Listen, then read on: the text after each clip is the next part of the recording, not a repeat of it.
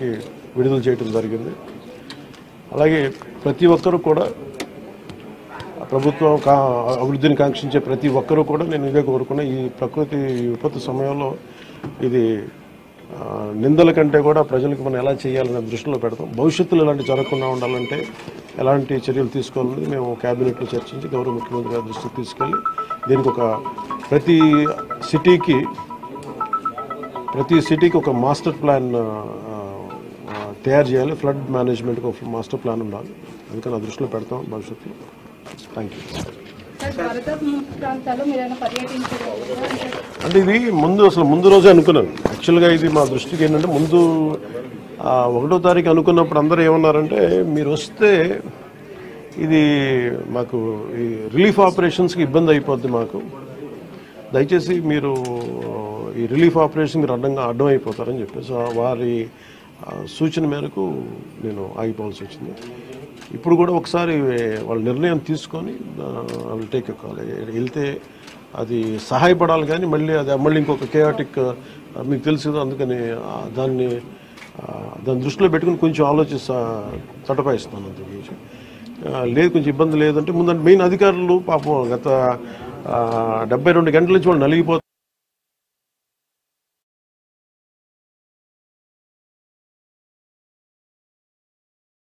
అని చెప్పి నేను దాన్ని దృష్టిలో పెట్టుకుని నేను స్వయంగా పర్యవేక్షిస్తున్నాను.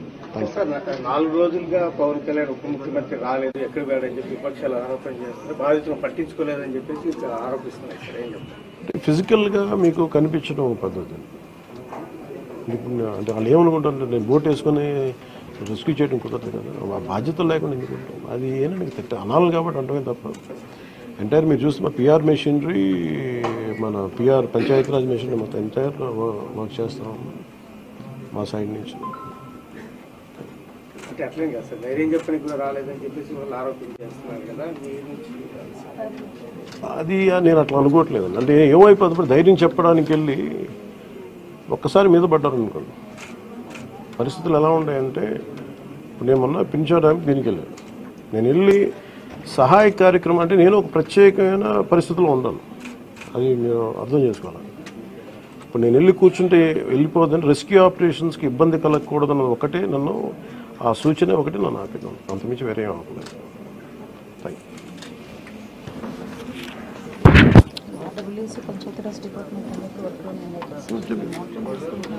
అలాగే అది నిన్నే చెప్పాను. అంటే పంచాయతీరాజ్ కానీ, రూరల్ వాటర్ సప్లై కానీ, ఇంజనీరింగ్ డిపార్ట్మెంట్ కానీ ఇవి కన్సిస్టెంట్గా పనిచేస్తున్నాయి in tandem with rescue operations. So దాన్ని కూడా మీరు దృష్టిలో పెట్టారు. సార్, హైదరాబాద్ తరహాలో ఇక్కడ చెరువులు అవన్నీ కబ్జాలు అవుతున్నాయి కదా, వాటి విషయంగా ఏమైనా మీ గవర్నమెంట్ దృష్టి పెడుతుంది? ఇప్పుడు ఇది సక్సెసివ్గా ఇప్పుడు మనం అంటే దీంట్లో ఒక ఇది ప్రతి ప్రభుత్వం తీసుకోవాల్సిన బాధ్యత ఇది. ఇప్పుడు దీంట్లో ఆల్రెడీ చెరువుల్లో కొంచెం నాలాల్లో కట్టేసినవి ఉంటాయి.